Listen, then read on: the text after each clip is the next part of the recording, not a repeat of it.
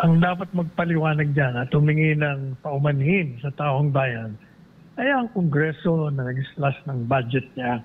Sabagat hindi dapat i-slash yan. Alam naman nila na yung budget na yan ay para sa taong bayan. Yung opisina ng Vice Presidente ay isang ahensya ng gobyerno kung saan tumatakbo, lumalapit at humihingi ng tulong ang marami sa ating mga kababayan.